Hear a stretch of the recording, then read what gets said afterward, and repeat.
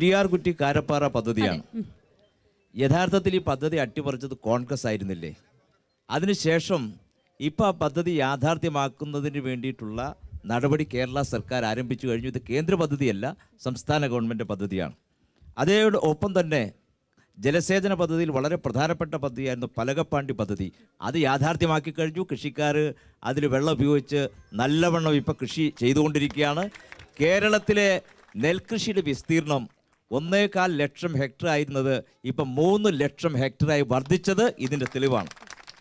കൃഷിക്കാരുടെ വലിയ ആത്മഹത്യ കേരളം പോലുള്ള സംസ്ഥാനങ്ങളുണ്ട് എന്നാണ്.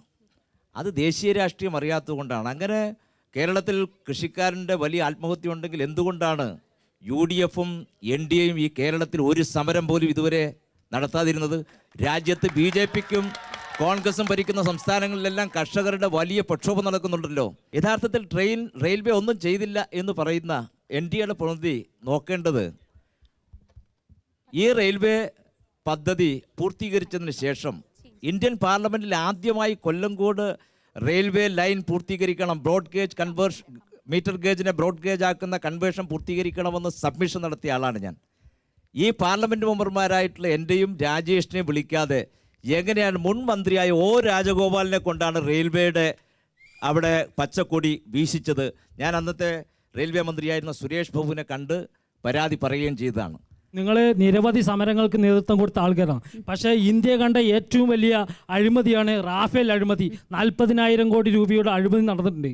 അപ്പോൾ അതിനെതിരെ ഒരക്ഷരം മിണ്ടാൻ നിങ്ങൾക്ക് അല്ല, ഞാൻ പ്രതിപക്ഷം ഞങ്ങളാണെന്ന് പറയുന്നത്, ഇവർ പറയുന്നത് ഞങ്ങളാണ് പ്രതിപക്ഷം. അങ്ങനെയാണെങ്കിൽ നിങ്ങൾക്ക് പ്രസക്തി ഇല്ലല്ലോ. ഞങ്ങൾ പ്രതിപക്ഷത്താണ്. ഞാൻ പറയാം. അപ്പൊ ഇവരുടെ റോൾ എന്താണ്? CPMന് കേരളത്തിലെ റോൾ എന്താണ്?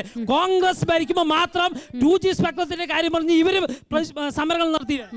ഞാൻ അതുകൊണ്ട് ചോദിച്ചാണ്, കോൺഗ്രസ് നേതൃത്വത്തിൽ ഉണ്ടാകുന്ന മുന്നണിക്കെതിരെ മാത്രം ചോദ്യങ്ങൾ ചോദിക്കുന്ന CPM. കർണാടകയിലെ മെട്രോ പദ്ധതി ഉദ്ഘാടനം ചെയ്തത് പ്രണബ് കുമാർ മുഖർജിയാണ്. അദ്ദേഹം രാഷ്ട്രപതിയാണ്.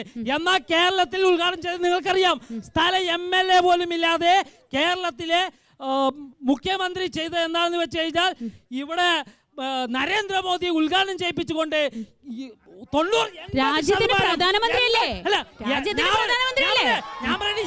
അങ്ങനെയാണെങ്കിൽ രാജഗോപാൽ MP ആണ്. നിങ്ങൾ പറഞ്ഞല്ലോ രാജഗോപാൽ ചെയ്തു.